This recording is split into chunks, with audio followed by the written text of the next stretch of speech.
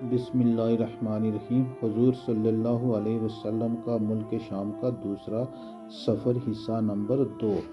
نستورہ نے کہا کہ سوائے نبی کے اس درخت کے نیچے آج تک کبھی کوئی نہیں اترا، اس لیے مجھے یقین کامل ہے کہ نبی آخر الزماں یہی ہیں، کیونکہ آخری نبی کی تمام نشانیاں جو میں نے توریت انجیل میں پڑھی ہیں وہ سب ان میں دیکھ رہا ہوں۔ کاش میں اس وقت تک زندہ رہتا جب یہ اپنی نبوت کا اعلان کریں گے تو میں ان کی بھرپور مدد کرتا اور پوری جان نثاری کے ساتھ ان کی خدمت گزاری میں اپنی تمام عمر گزار دیتا۔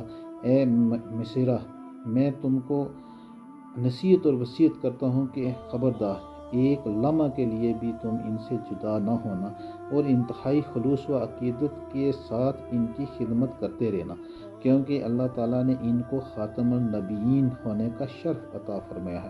حضور اقدس صلی اللہ علیہ وسلم بصرہ کے بازار میں بہت جلد تجارت کا مال فروخت کر کے مکہ مکرمہ واپس آ گئے۔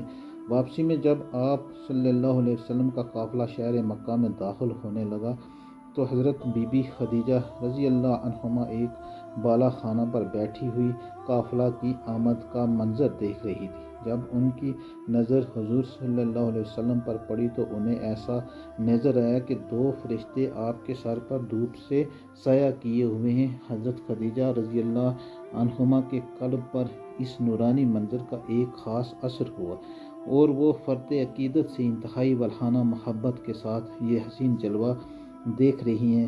پھر اپنے غلام مسیرہ سے انہوں نے کئی دن کے بعد اس کا ذکر کیا تو مسیرہ نے بتایا کہ میں تو پورے سفر میں یہی منظر دیکھتا رہا ہوں اور اس کے علاوہ میں نے بہت سی عجیب و غریب باتوں کا مشاہدہ کیا ہے۔ پھر مسیرہ نے نستورہ اور رہب کی گفتگو اور اس کی عقیدت و محبت کا تذکرہ بھی کیا۔ یہ سن کر حضرت بی بی خدیجہ رضی اللہ عنہما کو آپ سے بے پناہ قلبی تعلق اور بے حد عقیدت و محبت ہو گئی اور یہاں تک کہ ان کا دل جھک گیا کہ انہیں آپ صلی اللہ علیہ وسلم سے نکاح کی رغبت ہو گئی۔